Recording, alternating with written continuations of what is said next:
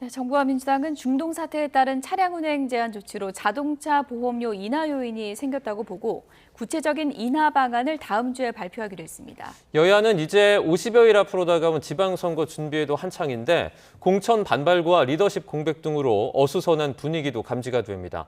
자세한 내용 국회 연결해서 알아보겠습니다. 김다영 기자. 네, 국회입니다.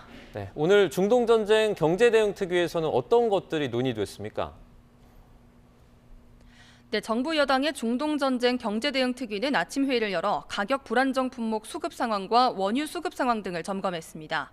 당정은 차량 5부제, 2부제 시행이 본격화하며 운행거리가 줄어들고 있다면서 자동차 보험료율 인하 방안을 보험당국과 협의 중이라고 밝혔는데요. 늦어도 다음 주 중 보험료율 인하 계획이 발표될 걸로 보입니다. 특위는 또 석유화학 제품의 수급과 관련해 전반적인 공급에 차질이 없다고 평가했지만 주사기와 수액 세트, 라면, 의료용품, 쓰레기 종량제 봉투 등 일부 품목에서 발생하는 수급 병목 현상에 대해선 일일 모니터링 체제를 가동하고 있다고 설명했습니다. 이런 가운데 이재명 대통령의 이스라엘 비판 SNS를 놓고도 설왕설래가 이어지고 있습니다.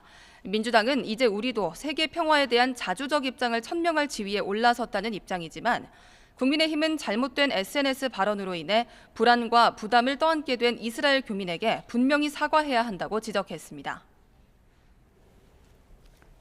네, 지방선거 이제 50여일 남았는데요. 민주당 분위기부터 좀 알아볼까요? 네, 더불어민주당 최고위원회의에서 정청래 대표는 경기지사 후보로 선출된 추미애 의원에게 파란 점퍼를 입혀주는 퍼포먼스를 진행하면서 선거 분위기를 끌어올렸습니다. 정 대표는 전국에 파란 바람을 일으켜 승리하겠다며 후보들을 향해서는 몸을 낮추고 국민의 눈높이에 맞게 행동해달라고 당부했습니다.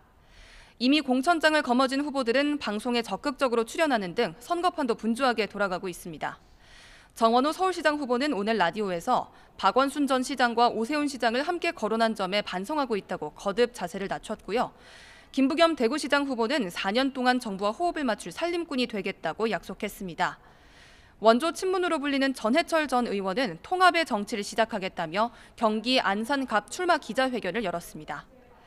전북지사 경선에서 탈락한 안호영 의원은 이원택 후보의 식비 대납 의혹 재감찰을 요구하며 단식을 하고 있는데 이 후보는 안 의원이 단일팀에 합류할 걸로 믿는다고 밝혔습니다.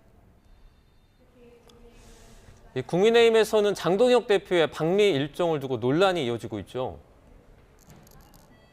네, 그렇습니다. 국민의힘 장동혁 대표는 미국의 비영리 단체 초청을 받아 5박 7일 일정으로 방미길에 올랐습니다.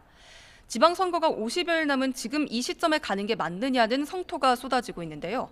양향자 경기지사 예비후보도 아침 라디오에서 당 안팎에서 공천 올스톱 우려가 있는 것도 사실이라며 외교는 명분일 수 있어도 선거는 현실이라고 말했습니다.